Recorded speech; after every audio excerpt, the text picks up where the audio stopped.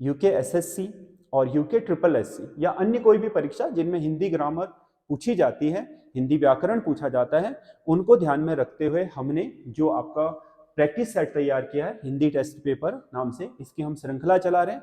हर हफ्ते हमारे 1 या 2 पेपर इसके पढ़ जाते हैं यूट्यूब पर भी, और अगर आपको इसकी पीडीएफ चाहिए तो आप हमारे जो टेलीग्राम चैनल है उसमें आप इसकी पीडीएफ ले सकते हैं, वहां से हल करें, यहाँ से मिलान कर लें, जैसे आपको ठीक लगता है, क्योंकि पीडीएफ में करने के बाद आपको एक पेपर की तरह का एहसास हो जाएगा। बाद में इसमें आप मिलान कर दे, मैं इनकी सबकी व्याख्या यहाँ पर कर दे रहा हूँ।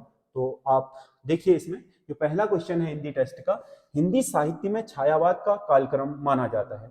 हिंदी साहित्य में छायावाद का जो काल है वो आपके 1918 से लेकर के 1938 के बीच माना जाता है। ये 20 वर्षों का काल छायावाद कहलाता है, जिसमें आपको पता है जयशंकर प्रसाद, सूर्यकांत त्रिपाठी निराला, आपके सुमित्रा नंदन पंत और महादेवी वर्मा को इसके 4 स्तंभ माना जाता है। यह काल सबसे इंपॉर्टेंट इसलिए है क्योंकि आधुनिक जो हिंदी है उसमें सबसे महत्वपूर्ण रचनाएं इसी में रची गई हैं। अब इसे छायावाद क्यों कहा जाता है? क्योंकि ऐसा कहा जाता है कि प्रथम विश्व युद्ध की समाप्ति हुई यहाँ पर, और इसके बाद 1939 में द्वितीय विश्व युद्ध शुरू हो गया। तो 2 विश्व युद्ध के बीच की छाया में इस हिंदी के आपका जो साहित्य है इसकी रचना हुई थी, इसलिए आपके इसे भाषा विज्ञानियों ने छायावाद नाम दिया। तो इसका सही आंसर है 1918 से 1938 तक। अगला क्वेश्चन है, निम्नलिखित में से कौन सा साहित्यकार राम भक्ति धारा का है?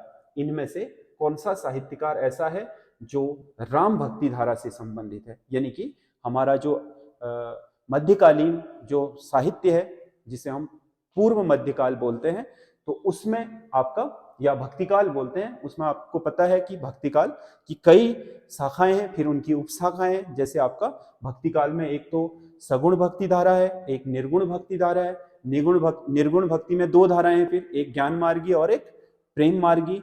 वैसे ही आपके सगुण भक्ति मतलब जिन्होंने ईश्वर की उपासना, सगुण ईश्वर की उपासना की और उसकी कल्पना में अपना साहित्य लिखा, उसकी 2 धाराएं, राम भक्ति धारा और कृष्ण भक्ति धारा। तो कृष्ण भक्ति धारा में आपको मीराबाई तो कृष्ण भक्ति धारा में ही है, सूरदास भी आपका कृष्ण भक्ति धारा में, कुंभन दास भी कृष्ण भक्ति धारा में, इन्होंने कृष्णाष्टक लिखा हुआ है। बाकी जो अग्रदास हैं वो आपके राम भक्ति धारा के कवि रहे हैं। तो इसका सही आंसर ये होगा, अग्रदास। अगला, सूरज का 7वां घोड़ा किसकी रचना है? सूरज का 7वां घोड़ा, सूरज का 7वां घोड़ा आपकी बहुत फेमस रचना है धर्मवीर भारती की। सूरज का 7वां घोड़ा धर्मवीर भारती की रचना है। तो इसका सही आंसर ये है। ये आपके हिंदी साहित्य से जुड़े क्वेश्चन थे। अगला, निम्नलिखित में से कौन सा वर्ण अर्धस्वर है? अर्धस्वर यानी कि उसे व्यंजनों में रखा गया है लेकिन उपयोग उसका स्वरों की तरह होता है। तो इसमें प है, य है, छ है और ज्ञ है। तो इसमें आपको पता है ये तो आपका स्पर्शी व्यंजनों में आता है। तो स्पर्शी व्यंजनों में तो आपको पता है कि उसमें किसी न किसी मुख तंत्र में आपका स्पर्श होगा, इसीलिए स्पर्शी है। बाकी ये संयुक्त व्यंजन है, इनमें आपका स्पर्शी व्यंजन सम्मिलित होते ही हैं। जैसे इसमें क होता है, इसमें ज आपका य और य होता है ज्य, तो उसमें आपका ये दोनों नहीं हो सकते हैं। य जो है वो अंत्यस्थ व्यंजन है, य र ल व। इन वर्णों को बोलने में व्यंजनों का जितना आपका बल नहीं लगता है, बल्कि ये स्वरों की तरह से आसानी से बोले जाते हैं। जो भी आपके क्या हैं,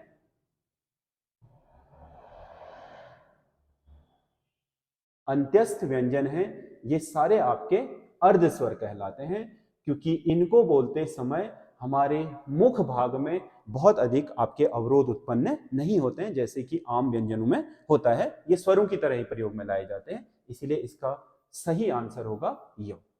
य इसमें आपका अर्धस्वर कहलाएगा।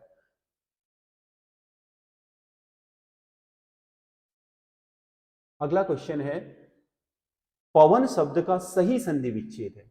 पवन शब्द का सही संधि विच्छेद है। अब पवन अगर आप देखोगे तो पवन शब्द है एक अयादि संधि।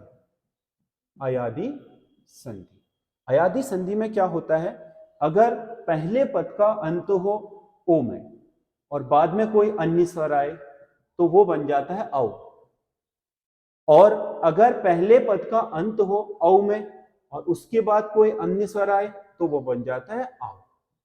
इसमें हमने देखा कि अगर हम इसमें औ के साथ इसको मिलाएं औ को तो ये बन जाएगा आओ, तो पौ तो पौ ही रहेगा, तो इसके साथ जो आपका आ बन गया है ये हो जाएगा वो पावन, ये हो जाएगा पावन, जबकि हमें बनाना क्या है पवन। तो पहले पद का अंत इसमें हुआ है ओ में, दूसरे पद का आरंभ हुआ है औ में, ये दोनों मिलकर के बनेंगे औ। औ क्योंकि हमने पौ से ओ की मात्रा हटा ली थी तो ये पौ हो गया, बाकी जो बना हुआ हमारा वर्ण है वो है अ व, और शेष जो वर्ण था वो था नौ, शेष जो वर्ण था वो था नौ। तो अब जो अ वाली मात्रा है इसे अगर पौ में सम्मिलित कर दें तो ये पूर्ण हो जाएगा हलंत हटा करके औ, और बाकी ये नौ, तो ये बन जाएगा पवन। तो इसका सही आंसर होगा सी, पोधन अन। अयाधि संधि होगी तो पोधन अन आपका इसका सही आंसर है।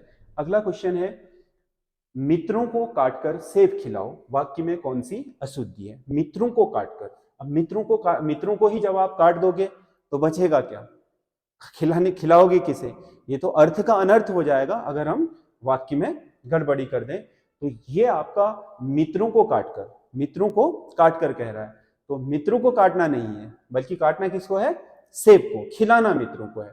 तो इसमें कहीं ना कहीं ये पदक्रम संबंधी गलती हुई है, पद क्रम से संबंधित गलती है ये। इसका होना ये चाहिए था मित्रों को सेब काटकर खिलाओ, मित्रों को सेब काटकर खिलाओ, तो पद क्रम की गलती है। ये सेब जो है इसमें बाकी सारी चीजें ठीक है, वचन ठीक है, इसमें लिंग ठीक है, इसमें संज्ञा ठीक है, शब्दों का प्रयोग, पद क्रम सेब की जगह काटकर होना चाहिए था और काटकर की जगह सेब, यानी कि इसको होना चाहिए था यहां पर,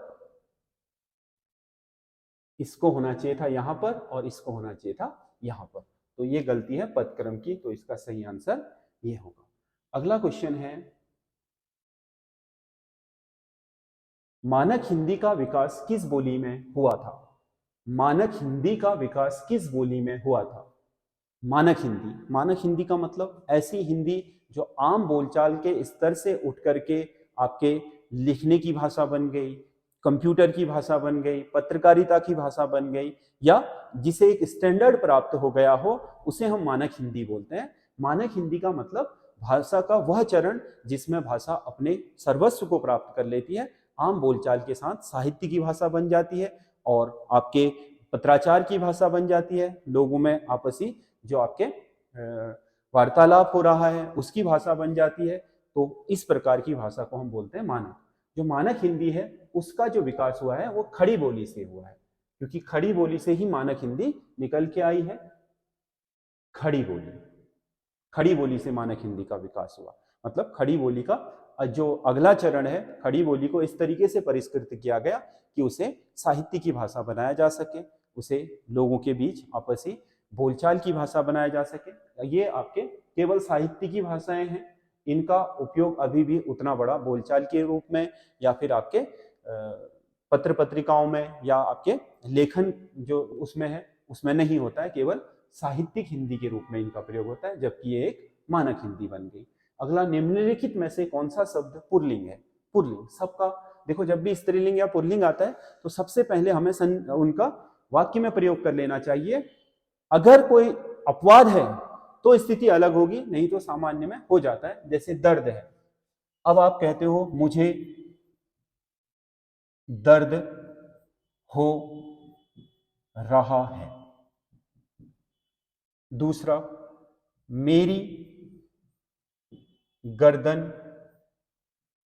टेढ़ी हो गई, हो गई। अगला लिखो, मैंने मिठाई खाई। और अंत में दाल पक गई। देखो आप 4 वाक्य लिखे हैं। मुझे गर्दन में दर्द हो रहा है, अगर स्त्रीलिंग होता तो मुझे गर्दन में दर्द हो रही है होता। मेरी गर्दन टेढ़ी हो गई। अब यहां क्या कह रहा है? हो गई। अगर पुल्लिंग होता गया कहता। मैंने मिठाई खाई, अगर पुल्लिंग होता तो मैंने मिठाई खाया कहता। जैसे आप खाना पुल्लिंग है तो आप कहते हो ना मैंने खाना खाया, या खाई। खाई नहीं कहते हो बल्कि खाया कहते हो। वैसे ही आपका अंतिम लिखा है दाल पक गई, दाल पक गया नहीं कहते बल्कि पक गई। यानी कि इकारांत स्त्रीलिंग, इकारांत स्त्रीलिंग, इकारांत स्त्रीलिंग, आकारांत पुल्लिंग। तो पुल्लिंग क्या है? दर्द। दर्द शब्द इसमें पुल्लिंग होगा। अगला क्वेश्चन है, हिंदी भाषा में अव्यय कितने प्रकार के होते हैं? हिंदी भाषा में अव्यय, अव्यय शब्द ऐसे शब्द जिन पर लिंग वचन काल आदि का कोई प्रभाव ना पड़े और हर परिस्थिति में किसी भी काल में किसी भी लिंग के साथ और किसी भी वचन के साथ यथावत बने रहें, उन्हें हम यानी कि अव्यय शब्दों को एक तरीके से हम अविकारी शब्द भी कहते हैं। मतलब जिनमें कोई विकार उत्पन्न नहीं होता है, हर स्थिति में एक ही रूप में प्रयोग में किए जाते हैं, नहीं होंगे तो नहीं किए जाएंगे, चाहे उनके पर्यायवाची कर लेंगे प्रयोग में, लेकिन उनको नहीं किया जाएगा। अव्यय 5 प्रकार के होते हैं। एक तो सबसे पहला जो फेमस अव्यय है वह आपका क्रिया विशेषण शब्द जो होंगे, क्रिया की विशेषता बताने वाला हर शब्द क्या होगा? अव्यय होगा। दूसरा समुच्चय बोधक, मतलब वाक्य में समुच्चय बनाएगा, 2 वाक्यों को या उपवाक्यों को आपस में जोड़ने का काम करेगा, वो भी आपका अव्यय होगा। इसके अलावा संबंध बोधक, एक वाक्य में आपके 2 संज्ञाओं या 2 सर्वनामों या एक संज्ञा का दूसरे सर्वनाम के साथ आपका संबंध बताएगा, वो संबंध बोधक होगा। और इसके अलावा एक होता है विस्मयादि बोधक, यानी कि आश्चर्य प्रकट या विस्मय प्रकट करने वाले जो शब्द होते हैं वो भी सारे आपके अव्यय होते हैं। और इसके अलावा है निपात, निपात जो किसी शब्द के पीछे लग करके उस शब्द को विशेष बल देते हैं, उन्हें निपात कहा जाता है। तो ये आपके 1, 2, 3, 4 और 5 प्रकार के होते हैं। क्रिया विशेषण 5 प्रकार के होंगे। सी ऑप्शन सही है। अगला क्वेश्चन है, पढ़ने के वास्ते स्कूल जाओ। पढ़ने के वास्ते स्कूल जाओ वाक्य में कारक होगा पढ़ने के वास्ते। अब इसमें मेन क्या है? के वास्ते, के वास्ते। अब इसको के वास्ते को हम के लिए भी कह सकते हैं।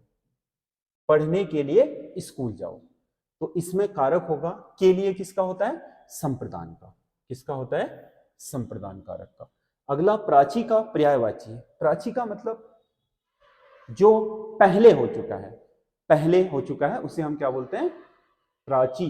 प्राची का मतलब इसी से प्राचीन शब्द भी बना है, पुराना या जो पहले हुआ है। तो पूर्व का भी क्या बोलते हैं हम? पहले। जैसे बोलते हैं ना पूर्व काल या उत्तर काल, मध्यम काल। पूर्व का मतलब क्या है? जो सबसे पुराना है, जो सबसे पहले घटित हुआ है। तो प्राची का जो पर्याय होगा वो होगा आपका पूर्व।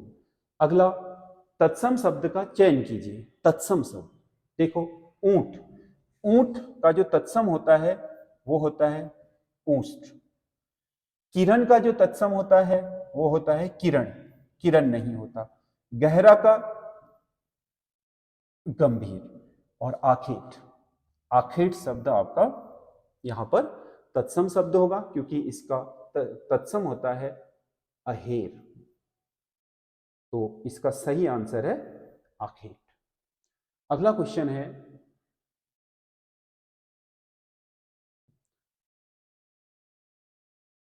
कौन सी एक शुद्ध वर्तनी है?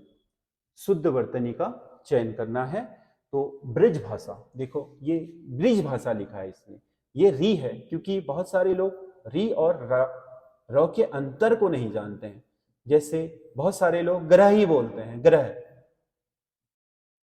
इसे भी ग्रह बोलेंगे और इसे भी ग्रह बोलेंगे, परंतु ये रॉ की मात्रा है, ये री की मात्रा है। इसका मतलब होता है ग्रह और इसका मतलब है ग्रह। तो ये रॉ है, ये वैसे ही ये ब्रज भाषा है, ना कि ब्रिज भाषा। ब्रज भाषा है, ब्रज। तो इसमें आपका ये होना चाहिए था, ये शुद्ध शब्द है इसका। श्रृंगार। अब देखो यहां पर एक वर्ण में 2 मात्राएं नहीं लग सकती। ये जो आपका 100 है, इसमें रॉ तो पहले से ही लगा है। अब आप इसको ऐसे लगाएंगे तो ये तो हो जाएगा गलत, क्योंकि इसमें री की मात्रा भी लग गई है, ये रो की मात्रा भी, इसीलिए मात्रा एक ही रहेगी, ये ऐसे होगा श्रृंगार। सही शब्द ये होता है, ये गलत है, क्योंकि इसमें र और री एक ही वर्ण में लग गए हैं, दो मात्राएं एक वर्ण में नहीं लग सकती हिंदी व्याकरण में। अगला आंख।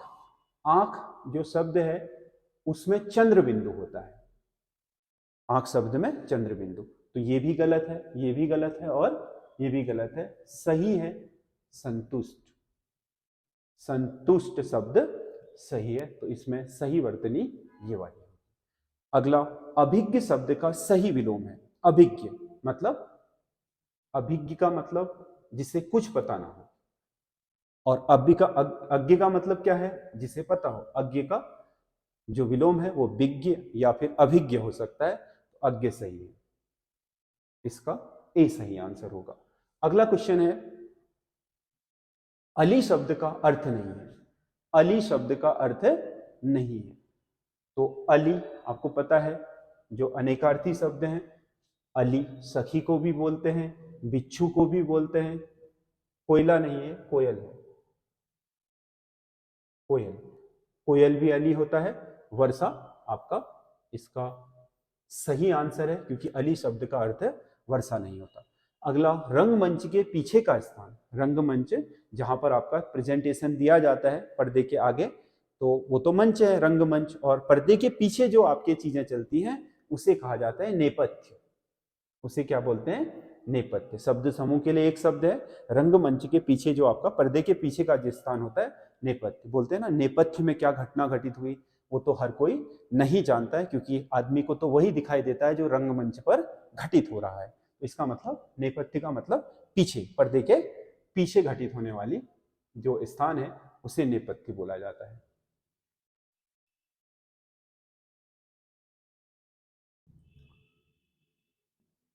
अगला क्वेश्चन है, कौन सा एक शब्द गुणवाचक विशेषण है। गुणवाचक विशेषण नहीं है, सॉरी, गुणवाचक विशेषण नहीं है। पुराना, पुराना शब्द क्या बताएगा, किसी वस्तु के काल को बताएगा कि नया है या पुराना है। कमजोर क्या बता रहा है, किसी की स्थिति को बता रहा है, बलवान है या कमजोर। और काला क्या बता रहा है, किसी के रंग को। किसी संज्ञा या सर्वनाम के रंग, रूप, आकार, स्थिति, काल, दशा या आकार आदि चीजों को दर्शाने वाले गुण दोष सभी होंगे। गुण का मतलब केवल गुण नहीं है, दोष भी है। सभी शब्द क्या होते हैं, गुणवाचक विशेषण होते हैं। यहां पर कुछ शब्द आपका गुणवाचक विशेषण नहीं होगा। कुछ शब्द निर्भर करता है वो किसके आगे लगा है, क्योंकि कुछ शब्द दोनों हो सकता है। एक तो आपका परिमाणवाचक, परिमाण मतलब मात्रावाचक, दूसरा हो सकता है अनिश्चित, अनिश्चित संख्यावाचक। डिपेंड करता है संज्ञा क्या है। जैसे आप कहोगे कुछ लोग यहां आए, कुछ लोग यहां आए, और दूसरा वाक्य कह रहे हो कुछ खाना दे दो। अब देखो यहां पर जो संज्ञा है वो है लोग, लोगों को गिना जा सकता है, लेकिन आपने कहा 10 लोग तो निश्चित संख्यावाचक हो गया। कुछ लोग कहा तो इसका मतलब अनिश्चित है संख्या, तो कुछ अनिश्चित संख्यावाचक भी हो सकता है। कुछ खाने के आगे, खाना क्या है, द्रव्यवाचक संज्ञा जिसकी गिनती नहीं हो सकती है, तो इसका मतलब आपका ये जो चीज है, आपका खाना के आगे जो कुछ लगा है, तो ये कुछ क्या हो जाएगा, यहां पर परिमाणवाचक हो जाएगा।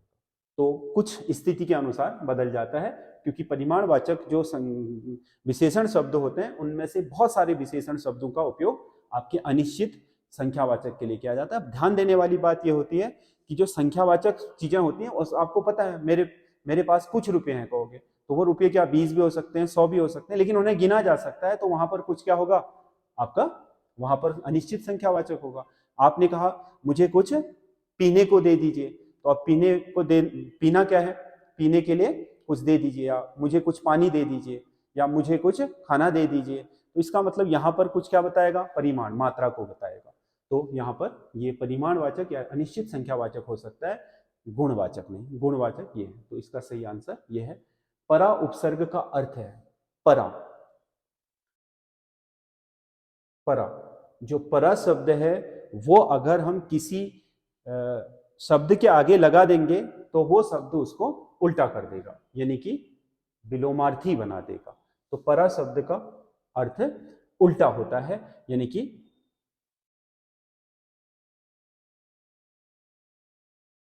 परा शब्द का अर्थ उल्टा होगा। और जो आपका अगला क्वेश्चन है, गरिमा शब्द का प्रत्यय विन्यास क्या होगा? गरिमा प्रत्यय विन्यास, यानी कि किस शब्द के प्रत्यय लगने से ये गरिमा शब्द बना है? तो गुरु, गुरु धन इमा, अगर गुरु शब्द में इमा जोड़ दें तो ये गुरिमा बनने की जगह क्या बन जाएगा? गरिमा। क्या बन जाएगा? गरिमा। ये है, तो इसका सही शब्द विन्यास ये होगा। अगला क्वेश्चन है, राकेश आया होगा वाक्य है। राकेश आया होगा वाक्य है, विस्मयादिबोधक, इच्छावाचक, संदेहवाचक या फिर संकेतवाचक। राकेश आया होगा, तो इसमें आपका जो वाक्य है वो है राकेश आया होगा, यानी कि एक तरीके से वो क्या कयास लगा रहा है कि आया होगा। और कयासों के लिए क्या होता है आपका? संदेहवाचक। संदेहवाचक। अगर देखो, अगर वो विस्मयादि बोधक होता तो क्या होता? आहा राकेश आ गया, या ओ राकेश आ गया, इस तरीके से। इच्छावाचक होता तो राकेश आ जाता, राकेश, काश राकेश आ जाता, ऐसे कहते तो क्या होता? इच्छावाचक हो जाता। और संकेतवाचक, राकेश आता तो खाना खाता, एक क्रिया का होना दूसरे पर निर्भर कर रहा है, तो संदेहवाचक है। तो ये 20 क्वेश्चनों के आपके इसको मैंने डिस्क्राइब कर दिया, आप देख लीजिए, पीडीएफ से आप क्वेश्चन को खुद सॉल्व करके यहाँ देख सकते हैं।